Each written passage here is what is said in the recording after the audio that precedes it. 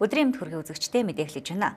Өчигдөр болсон засгийн газрын ээлжид хуралдаанаар тусгай сургуулийн сурагчдын үдийн хоолны мөнгийг нэмэх шийдвэрийг гаргасан байна. Ерөнхий боловсролын тусгай сургууль суралцагчийн үдийн хоолны өдрийн зардлыг 2400 төгрөг болгож энэ шийдвэрийг эх 9-р сарын 1-ний өдрөөс дагаж мөрдөхөөр боллоо. За хүүхдийг ялангуяа хөгжлийн бэрхшээлтэй сурагчдыг илчлэг шим тэжээлтэй хоолоор хангах нь тэдний эрүүл мэндэд сайнаар нөлөөлөхин зэрэгцээ амжилттай суралцахад нь хамгийн чухал дэмжлэг болно гэж үзэн дээрх шийдвэрийг гаргасан байна. За ингэснээр хүүхдүүд хоногт авбал зохих хоол хүнсний хэрэгцээний 40-45%-ыг үдийн хоолоор авч явах боломж бүрдэж байна. Засгийн газрын хоолны зардлын дундж наривтыг батлах тухай 2012 оны 106 дугаар тогтоолын дагуу тусгай сургуулийн бага ангийн сурагчдад өдөрт 600 төгрөгийн үдийн цай өгч байгаа. За улсын хэмжээнд ерөнхий боловсролын харааны болон сонсголын бэрхшээлтэй тус бүр 1, хөгжлийн бэрхшээлтэй хүүхдийн 4 тусгай сургуульд 1602 хүүхэд суралцж байна.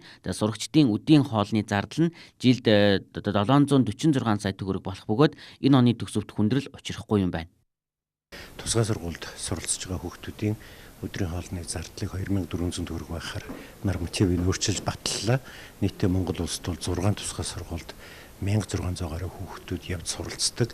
Энгийн сургуулиас ялгаатай нь гэвэл энэ хүүхдүүд сургууль дээр өдөрт 8-аас 10 цаг өнгөрөөдөг. Ягаад гэвэл сургалтанд хамрагдахаас гадна энэ хүүхдүүд нөхөн сэргээ хэмжлэгээ ганцаарчилсан сургалт, хөдөлмөрийн чиг баримжаа олгох сургалт гээд олон сургалтуудад хамаардаг учраас олон цагаар сургууль дээр байдаг. Энийг нь харгалзаад зардлын дундаж нормативыг бол 2400 төгрөг болгож өсгсөн. Энэ бол одоо тухайн насны хүүхдийн авах ёстой хоолны илчлэгийн 45%-ийг бол хангахаар ингэж төлөвлөж байгаа. Түүнчлэн өчтөр болсон засгийн газрын хуралдаанаар газрын тус боловсруулах үйлдвэр барих төслийг хэрэгжүүлэх хүрээнд төслийн нэгжийн чиг үүргийг гэрээний үндсэн дээр Монгол газрын тус боловсруулах үйлдвэр төрийн өмчт компаниар гүйцэтгүүлж холбогдох зардлыг уул уурхай хүнд үйлдвэрийн сайдын батлагдсан төсвийн хөтөлбөр төсвийн дотоод урсгал зардлаа санхүүжүүлэхээр боллоо. Түүнчлэн Монгол улсын засгийн газар Дэлхийн банкны олон улсын хөгжлийн ассоциац хоорондын эдийн засгийн удирдлагыг дэмжих хөгжлийн бодлогын хөтөлбөр хөгжлийн бодлогын санхүүжилт нэгийн санхүүжилтийн хэлцээрийн төслийг улсын хурлын холбогдох байнгын ороотой зөвшөлтсөөр тогтлоо. Энэ хөтөлбөр нь эдийн засгийг сэргээх хөтөлбөрийн хэрэгжилтийг дэмжих, төсвийн доктортой байдлыг сайжруулж, сахилын угаатыг бэхжүүлэх, төсвийн алдагдлыг бууруулах, нэгдмэл байдал бий болгох, нийгмийн халамжийг зорилтод бүлэгт чиглүүлэх зорилготой юм байна. Орон нутгаас ирүүлсэн мэдээллээс хүргье. Амралт зугаалгын үе эхэлж байгаатай холбогдуулан ард иргэдэд сэрэмжлүүлэх мэдээллийг хүргэж байна. Өмнөгөө аймгийн Мандлаваа сумын иргэн 28 настай эмэгтэй могоод хатгуулж нас барсан тохиолдол гарлаа. Тухайн иргэн нь гэр бүлийнхнийхээ бүрэн асаргаанд байдаг хөгжлийн бэрхшээлтэй нэгэн байсан төдийгүй говь нутагт хэлбэг байдаг номхон борог гэж нэрлэгддэг могоод хатгуулан эмнэлгийн тусламж авалгүй хугацаа алдсны улмаас хор биеэр нь дарахж нас баржээ. Могоод татуулсан тохиолдолд маш яаралтай эмнэлэг тандах хэрэгтэй. Яагаад гэвэл чинь маш хүчтэй хор ялгаруулдаг шүү дээ могоо маань. Тэгээ яасан гэхээр энэ маань 2 хоног 3 хоног дээр ирнэ гэхэлэр хор бол ерөнхийдөө баг бүх үеэр тархсан маш хүнд маш их хордлоготой цус багталтай гар бол маш их хавдартай хор бол нэлээдээ тарцсан тийм ирсэн. За тэгээд сэхээний зөвлөх эмч маань жижигүртэй байсан. Сэхээний зөвлөх эмч маань шууд үзээд эрчим дэмжлэгний засаг төвтүүлээд за мэдцлийн зөвлөх эмчийг дуудаад цэцлэг хийлгээд хурлах тайлах хэмжлэг юмуд хийсэн боловч тухайн өвчний маань биеийн байдал дийлэхгүй байж байгаа ингээд эндцэн тохиолдол гарсан. Иймээс иргэд могоо болон бусад хортон шавжинд хатгуулахаас болгоомжуулж санамсаргүй байдлаар могоод хатгуулсан тохиолдолд яаралтай эмнэлгийн анхан шатны тусламж авч тухайн хазуулсан газартаа цусд хийлгэж хорыг гадагшлуулах эмчилгээ хийлгэх шаардлагатай хэлж байна. Мөн түнчлэн Өмнөгөө аймгийн хэмжээнд сүүлийн үед удирдлагын чанартай осол гэмтлээс үүдсэн эмнэлгийн дуудлага нэлээд байгаа учраас ард иргэдэд хандан дараах сэрэмжлүүлгийг хүргэж байна. Одоо сургууль цэцэрлэг таарсан, хүүхдүүд маань амарцсан, ээж аавууд ажилдаа явцдаг. Тэгээ ингээд нэг ах эгчтэн ч юм уу даатгаад өдөржин орхио явцдаг. Энэ хойгоор бас маш их осол гэмтэлд өртөх бас их эрсдэл болж идэг. Тэгээ энэ тал дээр бас хүүхдтэд тавих анхаарал халамжаа сайжруулах. За зам тээвэр аялал зугаалганд явахдаа аюулгүй байдлаа хангах тэр нөгөө суудлынхаа бүс даруулгыг хийх. За дээрэс нь мөн хоолны хордлогонд их орж ирж байгаа. Тэгэхээр яг үгээр зуны цагт болчихж байгаа нөгөө хүнсний маань зүйлийн хадгалалт хамгаалалт гэдэг юм маань энэ дэр бас маш анхааралтай байхгүй бол хоолны хордлогонд орж ирэх бас ийм эрсдэл гарч ирдэг. Ховд аймагт Халтан гадас одонд хөгжил политехник коллежийн 2017 оны 6 дугаар сард төгсөгчид мэргэжлийн диплом, ингрийн тэмдэг үнэмлэхээ гард авсан байна. Тус сургуулийн 2016-аас 17 оны хичээлийн жилд 19 мэргэжлэр 447 оюутан төгсөж байгаа бөгөөд 2 дахь удаагийн төгсөлтийн 259 төгсөгч энхүү эрдмийн баяраа хийлээ. Хөдөө аж ахуй барилга үйлдвэрлэл үйлчлэгээний чиглэлээр түншлэлд суурилсан чанартай сургалт явуулж хөдөлмөрийн зах зээлийн эрэлтэд нийцсэн чадамжтай ажилтан 1944 оноос эхлэн Ховд аймагт Халтан гац одонд хөгжил политехник коллежинд бэлтгэж ирсэн. 73 жилийн түүхтэй тус сургуулийг 2016-аас 2017 оны хичээлийн жилд 27 мэргэжлэр 1000 гаруй суралцагч суралцсан бөгөөд өнөөдөр тус сургуулийн 71 дэх төгсөлтийн баярын ажиллагаа болсон байна. Техникийн боловсролоор 3 мэргэжил, мэргэжлийн боловсролоор 16 мэргэжлэр нийтдээ өнөөдөр 27 мэргэжлээс 19 мэргэжлэр манайх 259 суралцагч төгсөж байна. 259 суралцагчдаас 51 суралцагч маань техникийн боловсролоор төгсөж байгаа. Энэ хичээлийн жилд тус сургуулийг 19 мэргэжлээр 447 суралцагч төгсөж байгаагаас 2 дахь төгсөлтийнхээ энхүү эрдмийн баяраа хийж мэргэжлийн үнэмлэх диплом, ингрийн тэмдгийг гардаавлаа. Өөрөөр хэлбэл малын баг эмчээр 38, барилгын техникчээр 13 төгсөгч мэргэжлийн диплом авч ингрийн тэмдэг зүүсэн бол 17 мэргэжлэр 178 төгсөгч мэргэжлийн үнэмлэх гардаавлаа. За би энэ Ховд аймгийн хөгжил политехник коллежийн энэ малын эмчийн ангид 2014 онд ирээд 2017 онд одоо ингээд төгсөж байна.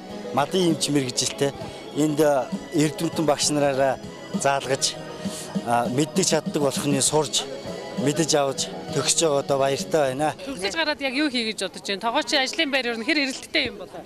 Ер нь сүүлийн үед тогоочийн ажлын байр бол эрэлт хэрэгцээтэй. Тэгээд ер нь одоо төгсөөд тогоочоор сурах гэсэн бодолтой байгаа.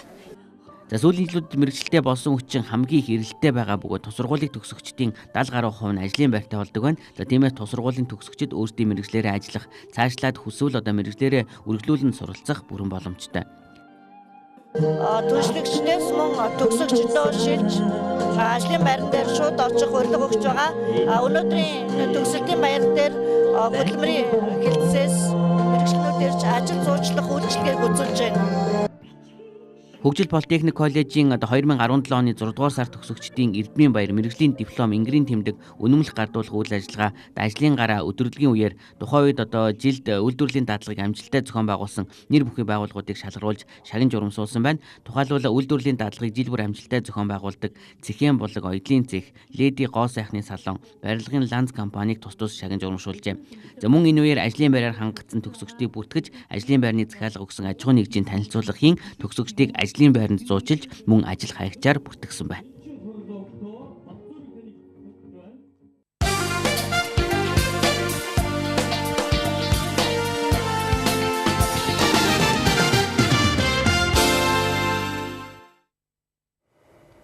Аз мэдээ танилцуулъя. Хойд Солонгосын тал цөмийн зэвсгийн хөтөлбөр олон улсын хориг саадыг үл харгалзан үргэлжлүүлсээр байгаад Японы тал шүүмжлэлтэй хандаж байна. Японы гадаад хэргийн сайд Фумакишида Пиньяныг цөмийн туршилт судалгааны ажлаа таслан зогсоохыг шаардсан мэдэгдэл хийжээ.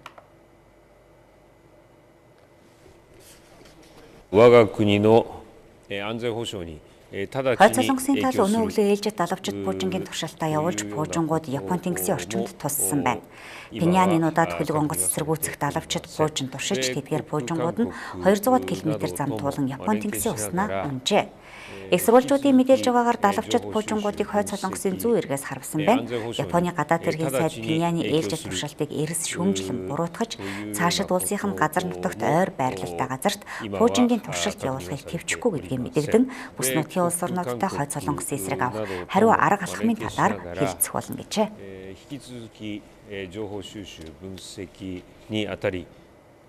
Ираны парламент болон Тегеран хотноо байрлах Аятолла Али Хаменейний бунхны дэргэд халдлага дайралтуулжээ. Иранд болсон балмад халдлагын улмаас 12 хүн амиа алдаж 42 хүн шархагдсан байна.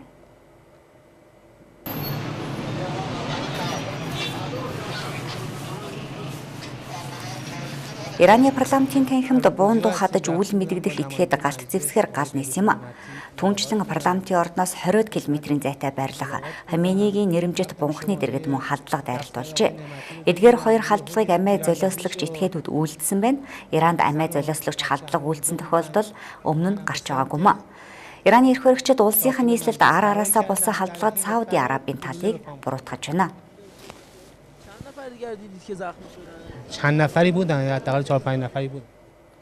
Ираны парламентын спикер Али Ларижаны Тегеранд болсон халдлага дайралтыг эрс шүүмжлэн буруутгаж, балмад халдлага үйлдсэн этгээдүүдийг тогтоож хариуцлага хүлээлгэх болно гэж мэдэгджээ.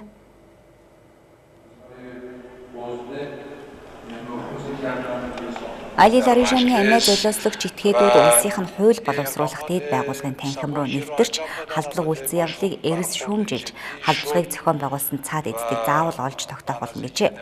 Ираны аюулгүй хүчнийхэн Тегеранд болсон цуврал халдлагын дараа шуурхаа хуралдаж улс орондоо аюулгүй байдлыг чангатгаж алан хядлага терроризмын эсрэг тууштай зогсно гэдгээ мэдэгдсэн байна. Иранд 5 гаргийн өглөө ар араасаа 2 удаа халдлага болж нийтдээ 12 хүн амиа алдан 42 хүн гэмтэж шархтжээ.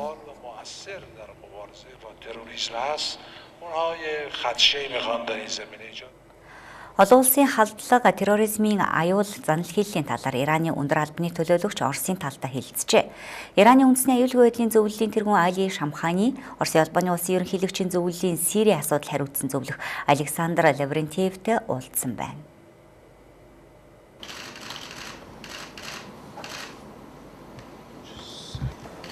Халууд уулзалтынхаа үеэр Сирь дэх өнөөгийн нөхцөл байдал, Арабын улс орнуудын зүгээс Катар болон Ираны эсрэг авч байгаа хориг арга хэмжээ мөн түнчлэн бүс нутаг дах алан хядлага терроризмын аюул занал хийлийн талаар хэлэлцсэн байна. Түүнчлэн Али Шамханы, Лаврентьев нар хоёр улсын стратегийн харилцааны талаар хэлэлцэж, цаашид Сирь дэх өнөөгийн нөхцөл байдалд хэрхэн оролцох, нөлөө үзүүлэх талаар санал бодлоо солилцжээ. Оросын албаны улс болон Ираны талууд цэрэг батлан хамгаалахын салбарт эртнээс хамтарч ажиллаж байсан нэгдмэл ашиг сонирхол байр суурьтай гэдгээ онцолж, цаашид энэ тал дээр нэгт хамтран ажиллахаар тохиролцсон байна.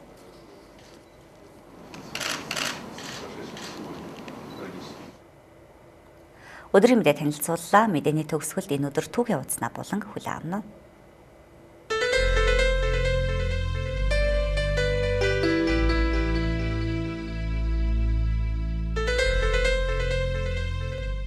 Исламын шашныг үндэслэгч Ариун Мухаммед манай эртний 632 онд таалалд хүссэн байна. Индонезийн ерөнхийлөгч агсан Хажи Мухаммед Сухарто 1921 оны энэ өдөр мэндэлжээ. Тэрээр 1968-аас 1998 оны хооронд 30 жилийн туршид улс орноо тэргүүлсэн юм. Америк нэгдсэн улсын 7 дахь ерөнхийлөгч Эндрю Джексон 1845 оны энэ өдөр таалалд хүсжээ. 1828 оны ерөнхийлөгчийн сонгуулийг Америкийн түүхэнд эргэлт хийсэн сонгуул гэж тооцдог байна. Учир нь Джексон дөрвөсдийн ядуу гэр бүлд төрж өссөн анхны ерөнхийлөгч мөн улс төрчдөөс илүүтэй ард түмний дэмжлэгээр сонгогдсон анхны төрийн тэргүүн болсон юм.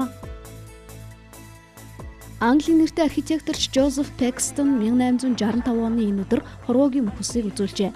Тэрээр Лондонд болсон олон улсын анх дугаар үзэсгэлэн яармагц зориулж болор ордныг бүтээж байсан юм.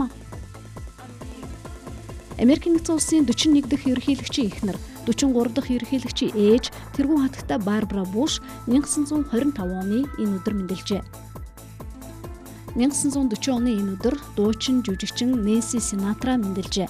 Тэрээр дуучин Фрэнк Синатрагийн охин нь эцгийнхээ авиасыг өгүүлсэн чадварлаг дуучин юм.